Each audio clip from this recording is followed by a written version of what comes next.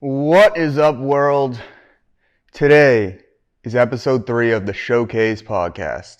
I know you probably didn't think I was coming back. You thought, I just started the podcast just because of the pandemic, but I got a lot of stuff to talk about. So I'm back, episode 3, and today I'm going to be talking about my experience working with Soulja Boy. So, back in, I believe, 2014, I booked Soulja Boy. And it was for a weekend. So basically, I co-promoted a concert with Soulja Boy with this other promoter. And I decided that I'm going to do another day, the following day, and do basically a private party. It was a fucking horrible idea, okay? I was a young promoter, and I thought, oh, he's coming to town for this one, which I'm just co-promoting. I feel like I could do more from when he's in town and do another event by myself. So, was it profitable? I honestly don't remember. But let me tell you the story. So, booked him for the weekend, basically, and he's coming to Providence, Rhode Island. And one of the things that, mind you, how old am I? 2014. I think I'm 20 years old. Yes, I'm 20 years old, can't even buy alcohol yet.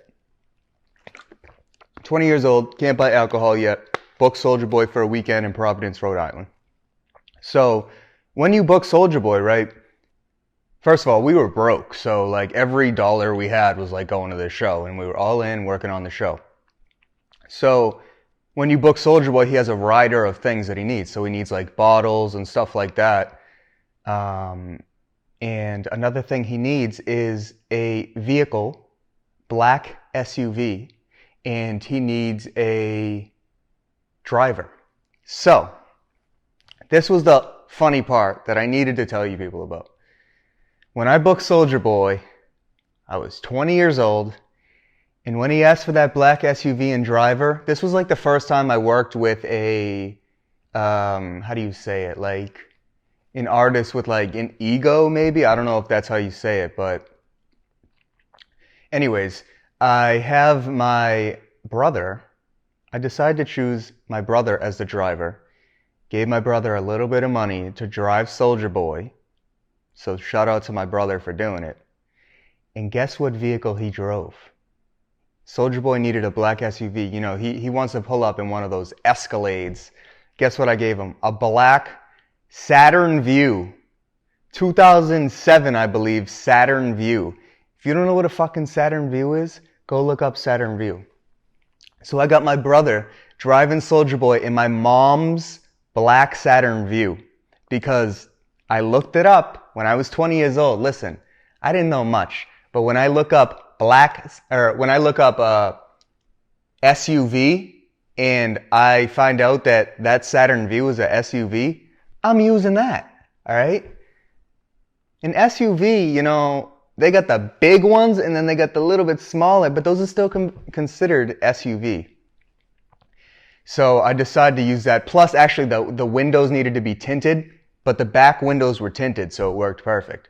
So I was like, fuck it, we're not going to pay for a car and a driver $500 or $1,000 for the weekend or whatever it may be when we have a vehicle and we have a driver. So that's all we needed. So that was absolutely fucking hilarious. So Soulja Boy gets to Providence. And my brother picks him up from the airport and drives to the hotel.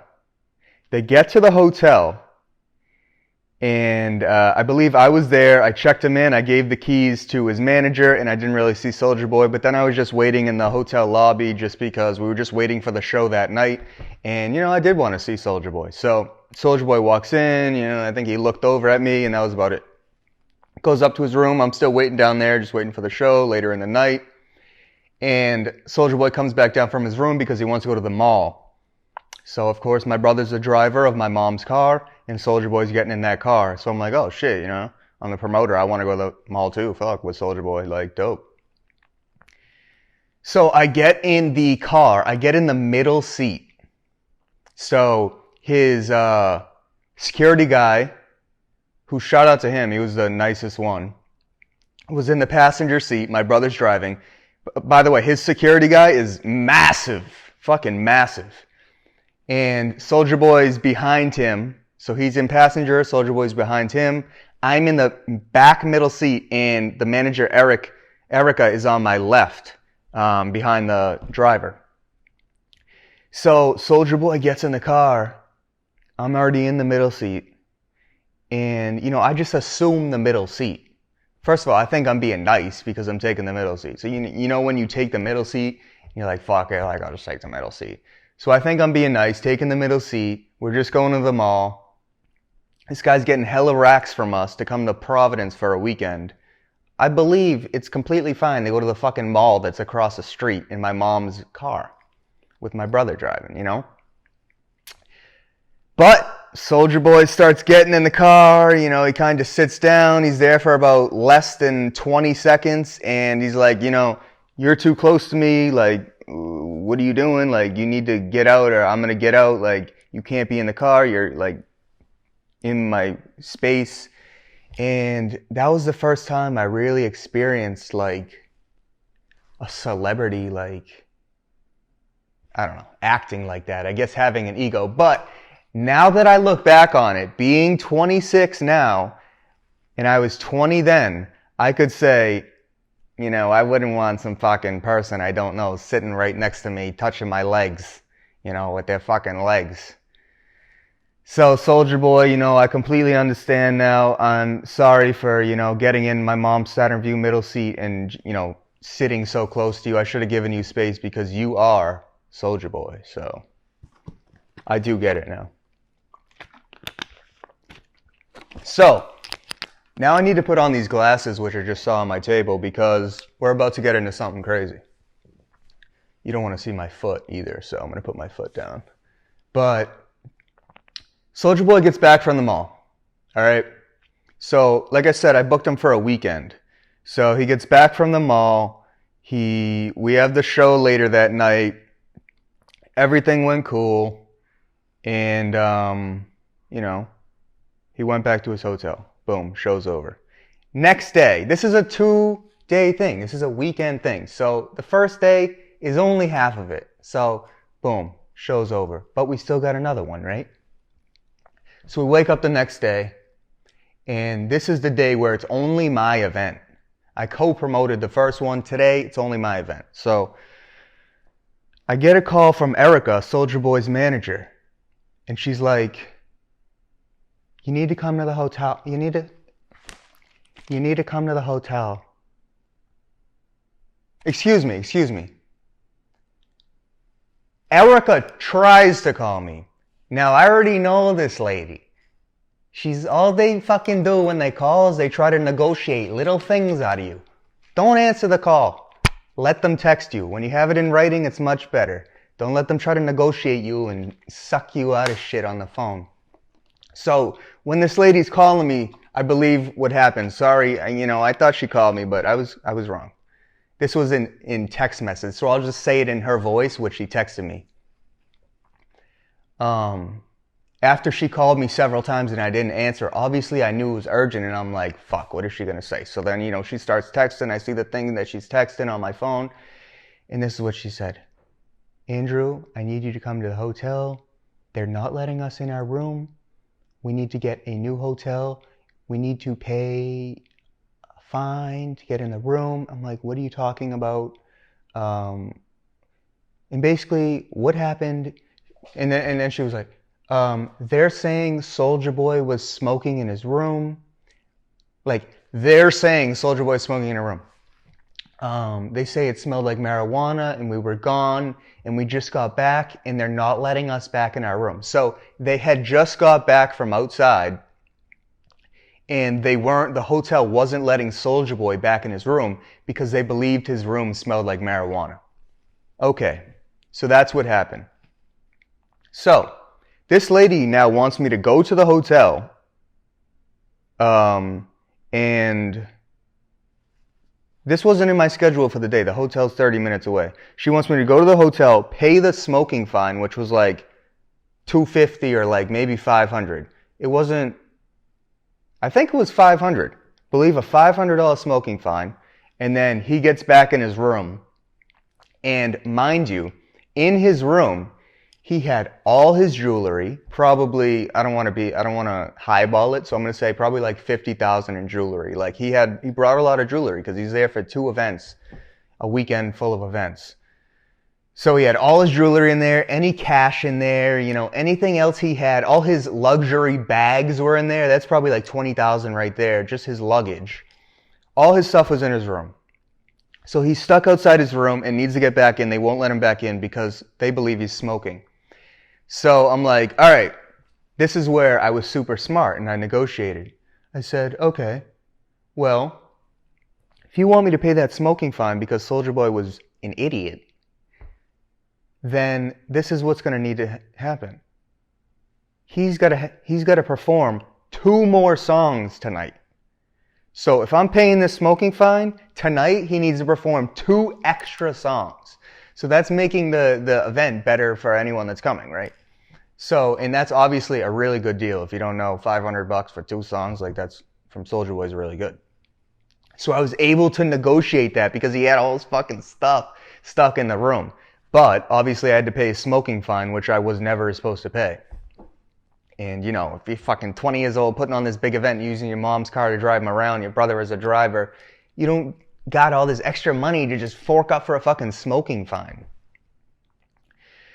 So I was able to negotiate an extra 2 songs out of Soulja Boy, which is really way more value. That's like $5,000 worth of value right there.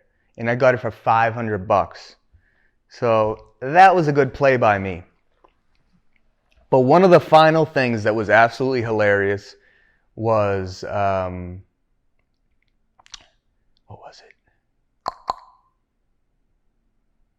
Oh, the way I believe that the hotel, they might have smelt it. Obviously, they could easily have smelt it. But I believe the hotel, they knew when Soulja Boy was at the hotel. They saw Soulja Boy. I knew these people, the people that working at the hotel, they were younger people. They obviously knew this was fucking Soulja Boy. And I think someone that I was with or someone that was with someone else that was with us, part of the promotion team, told or mentioned it out loud that Soulja Boy, something. And, they overheard. And basically, Soulja Boy, when Vine was still around, he was fucking posting Vines, smoking in his hotel room, Snapchats, smoking in his hotel room, and all the Vines and shit are posted to Twitter. So now you're seeing all the Vines on his Twitter. So he's basically tweeting, Snapchatting. This was before Instagram story. But I believe that, if they didn't even smell it, they could have just said that because they saw that shit on Vine. Or maybe they were trying to steal something from his room. I don't know.